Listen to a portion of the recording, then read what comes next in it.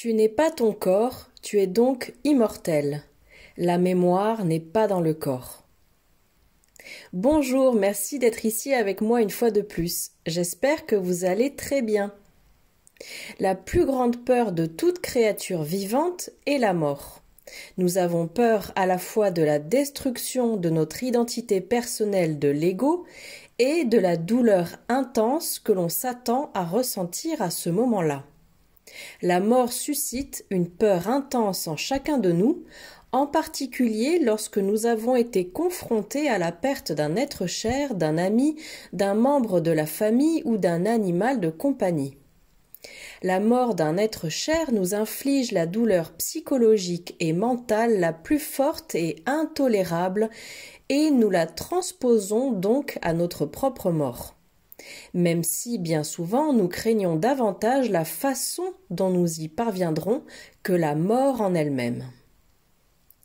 Mais du point de vue de celui qui meurt, la mort est un prédateur sans dents. Tous les récits de personnes qui se souviennent de la manière dont elles sont mortes dans des vies antérieures, ainsi que les témoignages d'autres personnes ayant vécu des expériences de mort imminente, témoignent du fait qu'il se passe effectivement beaucoup de choses du côté des esprits et qu'en réalité il n'y a pas de destruction de notre identité personnelle de l'ego. Nous continuons à être conscients de nous-mêmes, de qui nous sommes et de comment nous sommes arrivés là. C'est du moins en partie le cas, car il existe de nombreux récits de personnes qui ne savent pas qu'elles sont mortes, car cela dépend des circonstances dans lesquelles elles sont mortes. Et même du point de vue des informations librement accessibles sur Terre, sans avoir besoin de croire qui que ce soit un expert en la matière ou un maître spirituel, il y a une énorme quantité d'informations indiquant qu'il existe un monde spirituel et que notre conscience transcende une fois que notre vie se termine. Je sais que d'innombrables scientifiques peuvent vouloir réfuter cela, en expliquant tout d'une manière purement déterministe et matérialiste. Mais comme je l'ai expliqué dans ma vidéo « Le problème avec la science terrestre », la méthode scientifique ne peut pas être appliquée à tout et elle est également contrôlée pour que les résultats correspondent aux intérêts de ceux qui sont au pouvoir. On ne peut pas appliquer à tout ce qui existe la méthode scientifique, c'est-à-dire le fait de devoir pouvoir reproduire et répéter des résultats pour valider quelque chose comme étant scientifiquement prouvé. Et même de nombreuses disciplines qui sont considérées comme des sciences ne peuvent tout simplement pas corroborer ni prouver aucune de leurs propres théories et hypothèses en utilisant la survalorisée méthode scientifique. L'astronomie en est un exemple. Les scientifiques peuvent seulement observer le ciel, formuler des hypothèses sur ce qu'ils voient et tenter de tout expliquer à l'aide des mathématiques, même s'il a été démontré qu'il en résulte un univers mathématique autonome qui ne reflète pas le monde extérieur. C'est surtout le cas de l'astrophysique, ainsi que des sciences telles que l'anthropologie, la psychologie ou la sociologie, dans lesquelles il est impossible de démontrer quoi que ce soit en utilisant les règles strictes de la méthode scientifique. Et le fait d'imposer cette méthode à ces disciplines aboutit à des conclusions incongrues et dangereusement erronées. Ce que je veux dire, c'est que la science de la Terre ne peut tout simplement pas prouver d'innombrables choses qui sont connues pour être indubitablement vraies grâce à d'autres moyens plus intuitifs.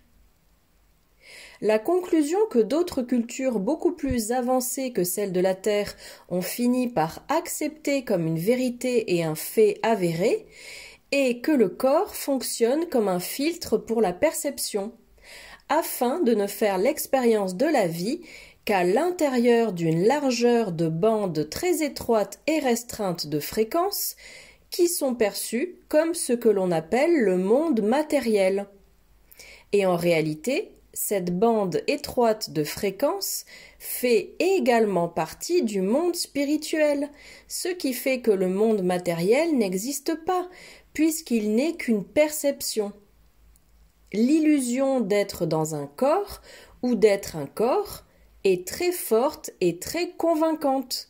Et c'est justement parce que l'objectif principal est de fournir cette expérience. Mais tu es une âme, libre de tous les concepts de temps et d'espace. Tout ce que tu es vraiment se trouve dans l'éther, dans les mondes spirituels. Et ce que nous percevons comme quelqu'un, comme nous-mêmes dans un corps, n'est que la traduction que nous donne la biologie dans le monde dit matériel. Tout ce que tu es réellement, tout ce que tu expérimentes et toute ta mémoire ne se trouve pas dans ton corps. Ton cerveau, ton système nerveux et ton ADN sont les traducteurs du monde spirituel au monde matériel. Ton ADN et chacune de ses parties cristallines agissent comme des antennes qui s'activent ou commencent à vibrer lorsqu'une fréquence vibratoire correspond à la leur. Et dans chaque cellule, le code spécifique de l'ADN est syntonisé avec une seule âme spécifique, comme s'il était un récepteur spécialisé. Donc tu expérimentes ce que l'on appelle le monde matériel à travers ton corps, mais tu n'es pas ton corps. C'est comme lorsqu'on utilise un drone pour aller dans des endroits éloignés et difficiles d'accès et que son opérateur voit à travers les caméras du drone et manipule des objets à l'aide du bras et de la main mécanique du drone. Toute l'attention de l'opérateur peut se porter là-bas sur le drone, mais le sujet n'est pas dans le drone. Il y a eu de nombreux cas où une personne a subi de graves lésions cérébrales, entraînant parfois l'ablation d'une grande partie du cerveau, et il a été prouvé que toute la mémoire de la personne était encore présente.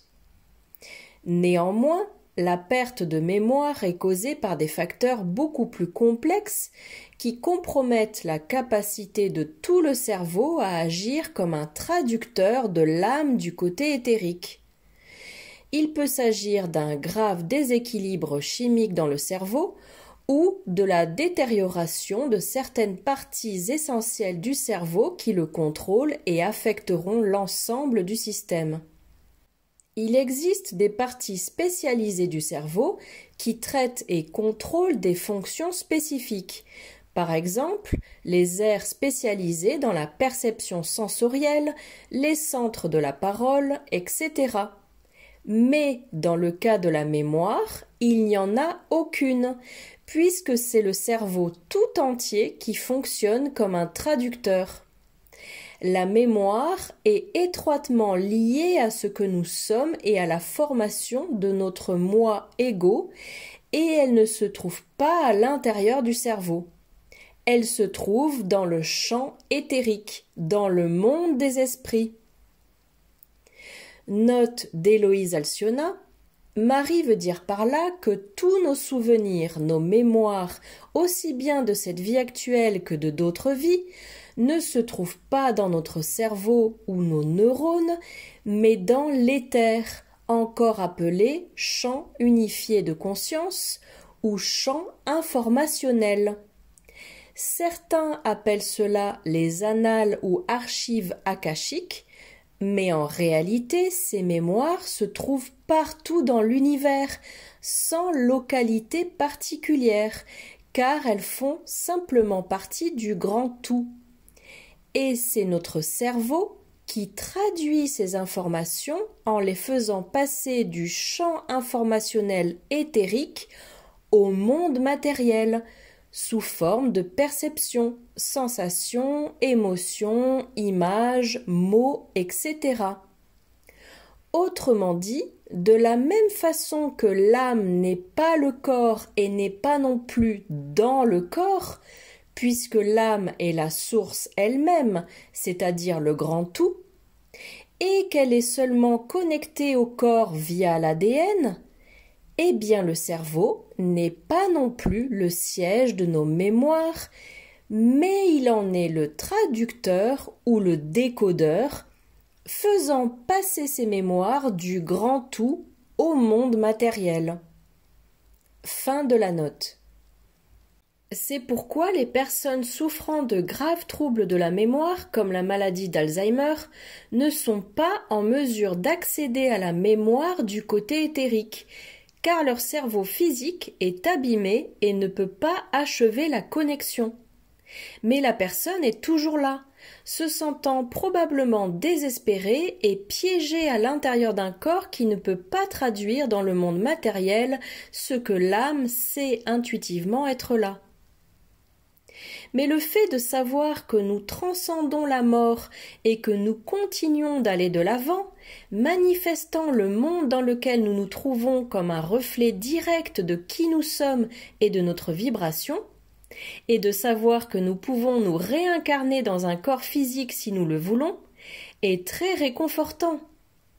Je trouve qu'il est particulièrement important pour les gens, pour les âmes de la Terre, de savoir cela, étant donné qu'ils sont fortement immergés dans une société qui impose constamment le matérialisme et le déterminisme comme étant les seules choses qui existent vraiment dans l'univers.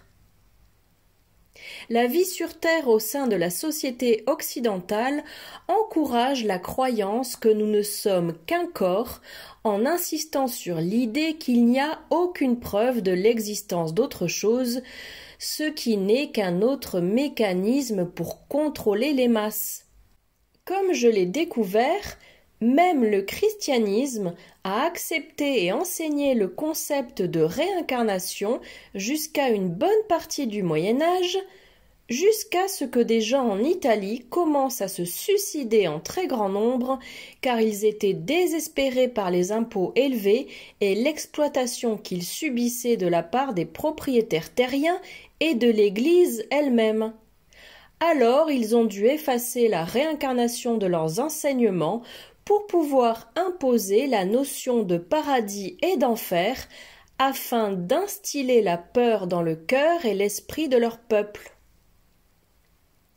Il est clair que sur Terre, les contrôleurs sont intéressés par le fait de susciter et de promouvoir tout ce qui apporte du désespoir au peuple, afin qu'ils se sentent séparés de la source elle-même, car les personnes éveillées et illuminées sont impossibles à exploiter et à contrôler. Mais sois assuré que l'immense majorité des civilisations stellaires savent que le monde des esprits est là et qu'il n'y a aucun doute là-dessus.